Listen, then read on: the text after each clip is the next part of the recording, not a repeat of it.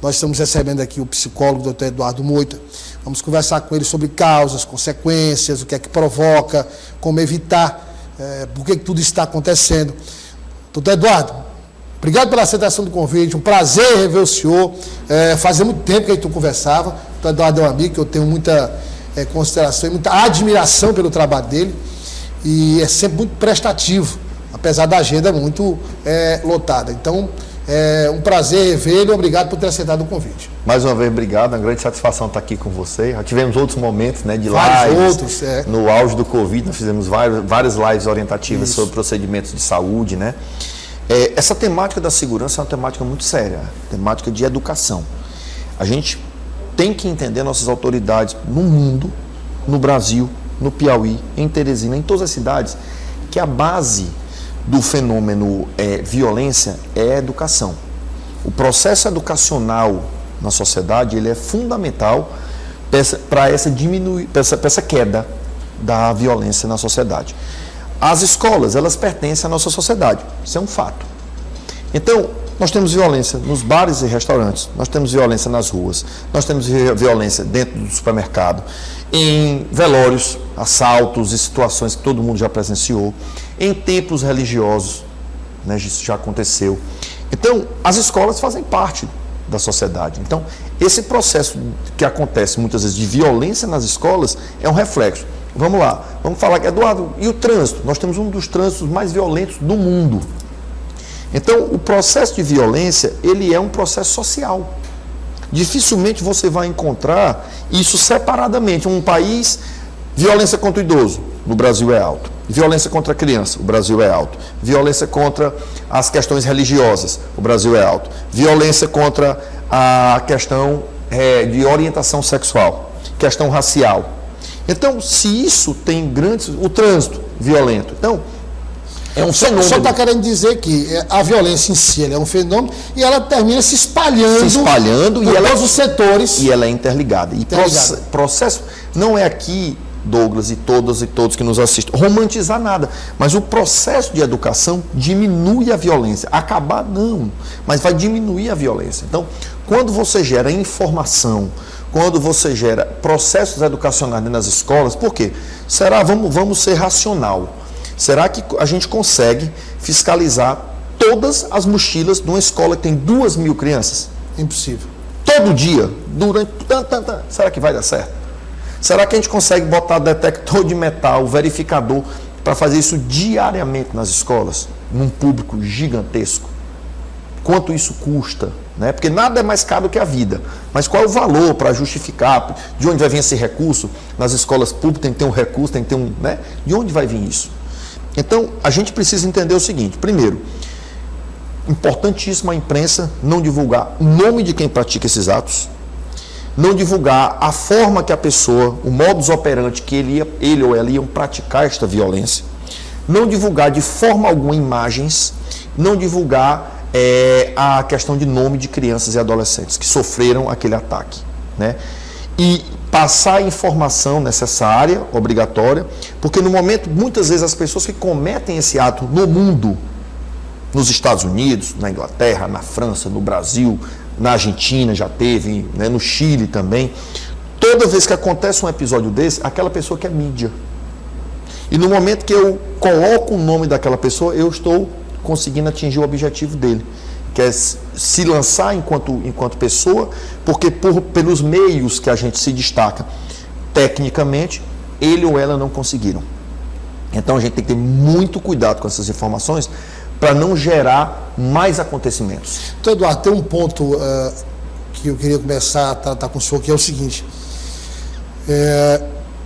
Muitos alunos que praticam esses atos, ou ex-alunos, já com idade, que passaram pelo colégio, hoje já são até adultos, enfim, que praticam esses atos, eles alegam, e depois até se comprova, que durante um longo período ele foi vítima de bullying na escola. Ou seja, quando estava no processo de formação psicológica ainda, foi vítima de bullying. Quer dizer, em momento algum, professor ou professora viu, diretor de escola, a própria família não observou. Sim. Ele passou por todo esse processo, que teve uma interferência direta Sim. na formação psíquica dele, Sim. e ninguém percebeu. Então, esse é um ponto que muitas vezes a investigação, seja ela a investigação na área psicológica, a investigação policial, comprova que isso foi o fator gerador dessa personalidade violenta. Sim. Como trabalhar isso e identificar esses episódios antes que eles se tornem irreversíveis? Vamos lá, importantíssimo.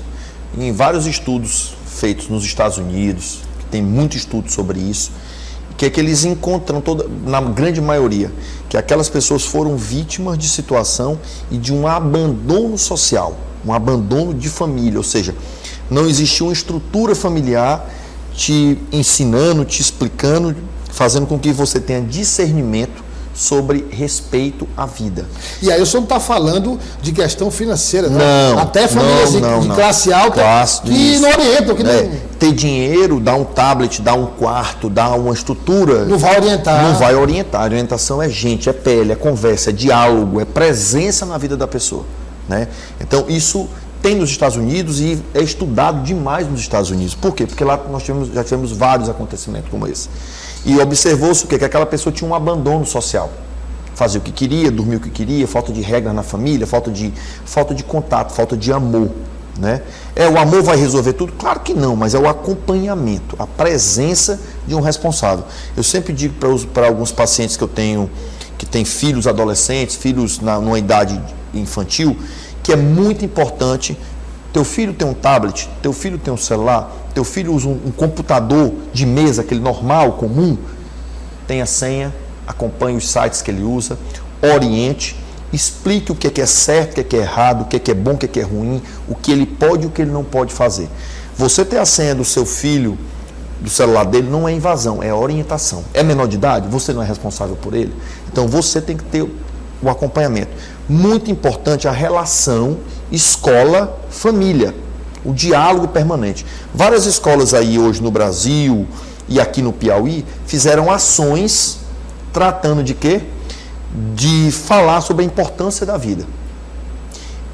Quando tem um episódio desse, eu tenho que minimizar, não falar em modus operandi, mas falar em respeito, palestras que motivem o teu entendimento sobre vida, o teu entendimento sobre respeito, o teu entendimento sobre as condições que são necessárias. Entender que na vida existem duas coisas importantes, justiça e vingança. Muitas vezes o que as pessoas buscam na vida, quando fazem um ato desse, não é justiça, não é consertar o mal que foi feito, mas é me vingar de qualquer pessoa por conta do que aconteceu comigo. Então, Douglas, é muito importante a gente discernir isso. Que isso é comum na sociedade. Nós, né, adultos, às vezes confundimos. Às vezes eu escuto de um amigo: eu queria que fulano fosse preso e ficasse o resto da vida preso. Isso é justiça ou é vingança? Nós temos prisão perpétua no Brasil? Não, não temos. E onde tem, o resultado funciona, quer dizer, isso, assim, é eficiente. Isso. E além como exemplo.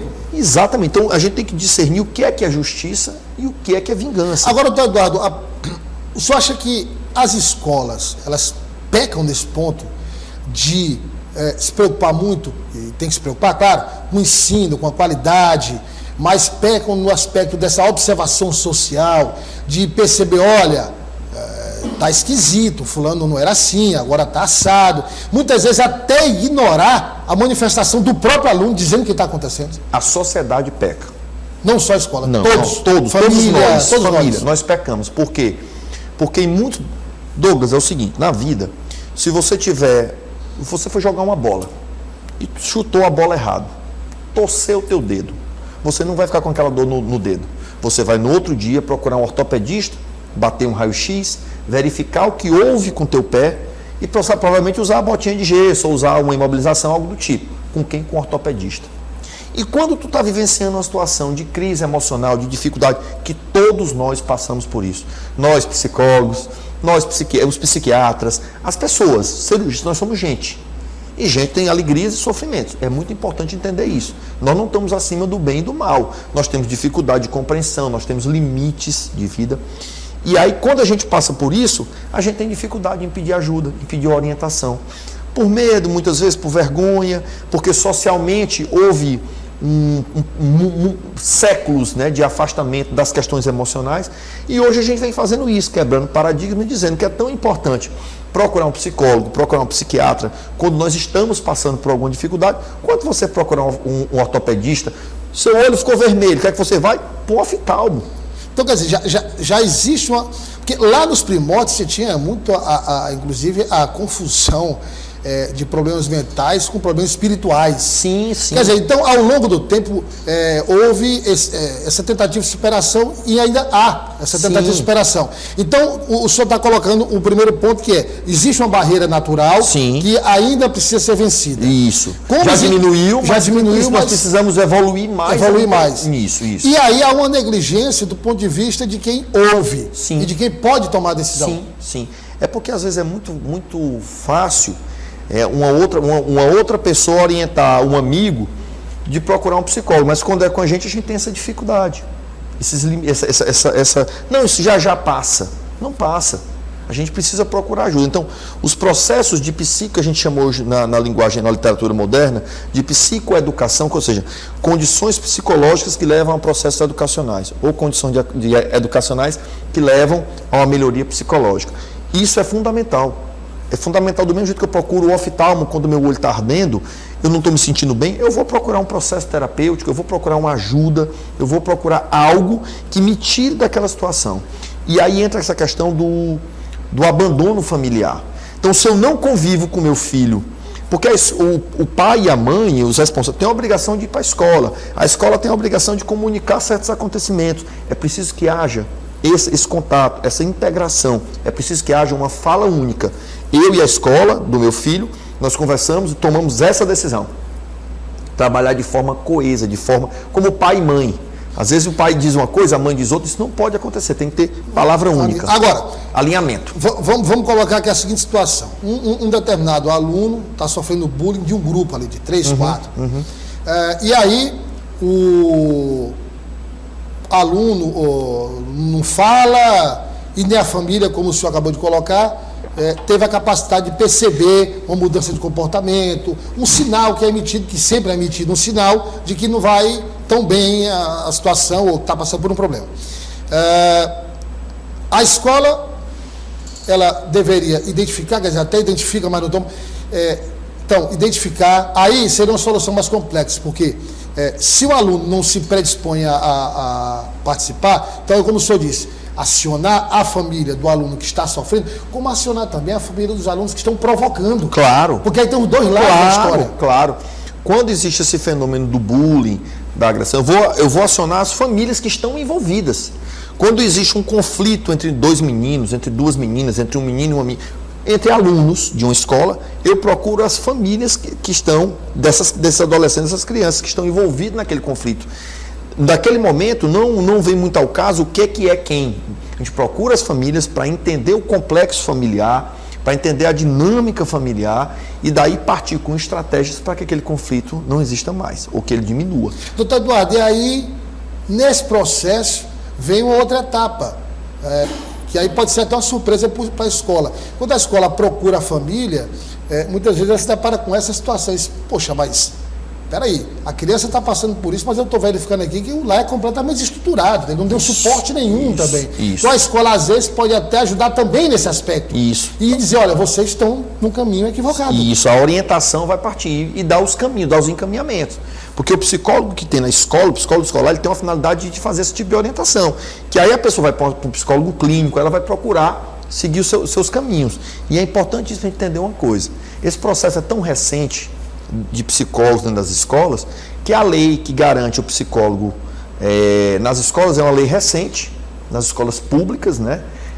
Nas próprias escolas particulares, isso começa lá nos anos 80, meados de 80, aqui no Piauí, né? Então, assim, são processos recentes, são processos, uma mudança social forte, coesa, uma mudança social, ela demanda pelo menos 2, 3 décadas, 20, 30 anos, para a gente conseguir começar a observar bons resultados. Então, esse fenômeno, e nós ainda não temos a implementação total no Brasil de psicólogos nas escolas públicas. Se faltam professores, imagina. Entendeu? Então, assim, a gente precisa compreender isso, que o fenômeno do comportamento, ele é multifatorial.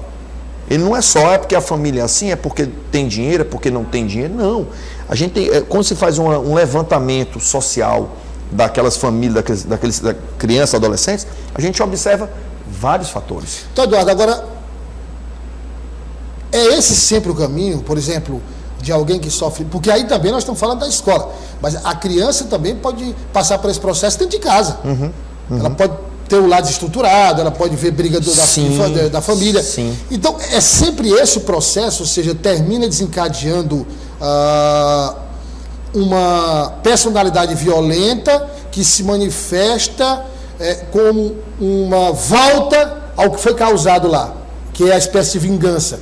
A escola, a casa, o amigo.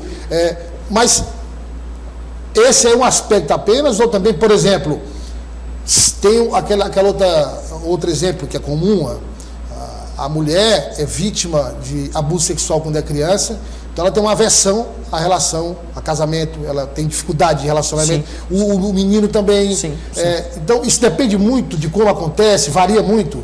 Dentro do comportamento humano, nós não temos uma receita que diga assim, faça assim que vai acontecer isso, faça isso que vai acontecer aquilo. Cada vivência, cada situação de vida é uma situação. E aí cabe aos profissionais que estão interligados na rede psicológica, na rede de educação, na rede de saúde como um todo, tratar especificidade. Nós temos um fenômeno complexo, gigante e que é multi, mas nós temos a especificidade de cada caso. E aí cabe a um processo educacional e investigar e ir ponto a ponto. Tá? Nem todo mundo que passa por abandono, porque às vezes a gente escuta muito isso. Ah, mas eu passei por abandono, eu passei por bullying e eu não fiz isso.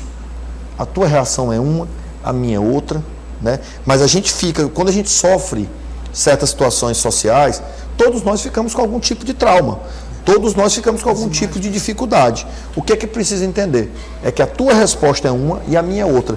E não fazer muito juízo de valores, não ficar julgando as pessoas o tempo todo.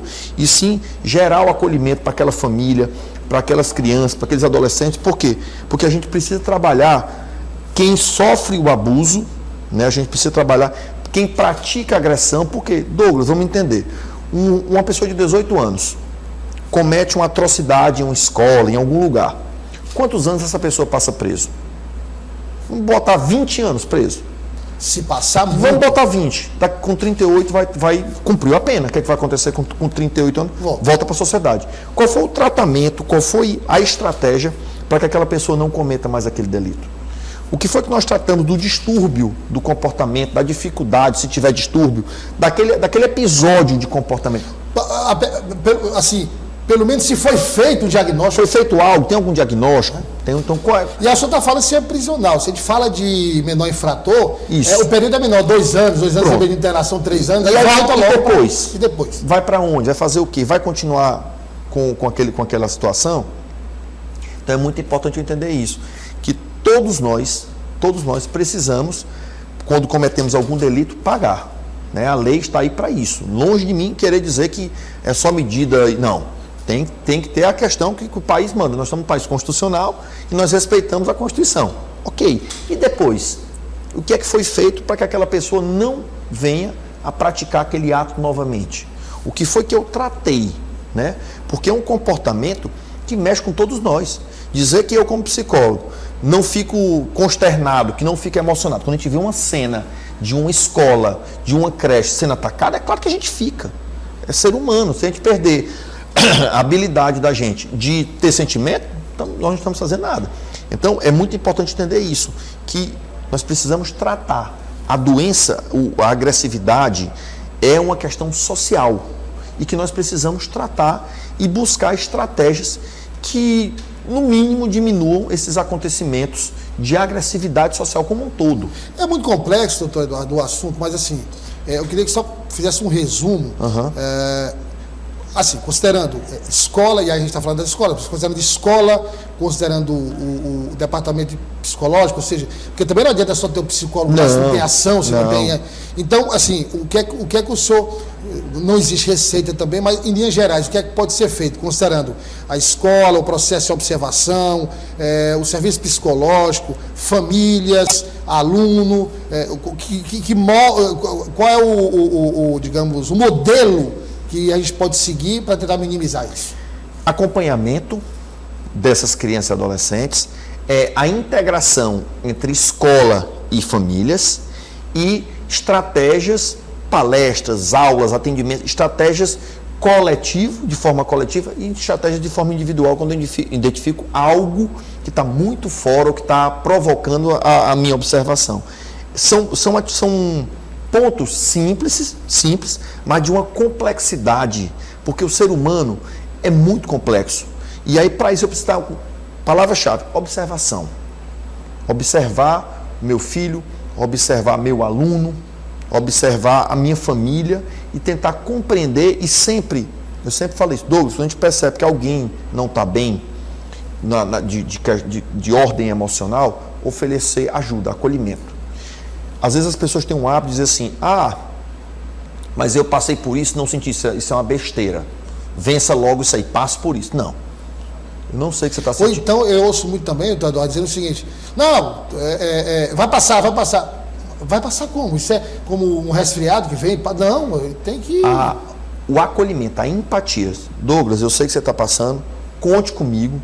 Eu nunca passei por isso, mas o que você precisar de mim, eu estou aqui para te ajudar. Isso gera na pessoa uma sensação de acolhimento e não de julgamento. A palavra de ordem hoje no mundo sobre saúde mental é acolhimento, né? E quando tem algum tipo de episódio de delito grave, vai ter que pagar pelo crime, vai ter que cumprir aquilo. Mas se eu não tratar também aquela pessoa que praticou, aquela pessoa já está na sociedade de novo, praticando novamente as atividades. E aí, para a gente encerrar, é importante frisar que quando o Dr. Eduardo fala observação, e aí a gente está falando observação, levando-se em conta a violência nas escolas, mas essa observação, ela vai ter um resultado importante em todos os aspectos da vida do filho.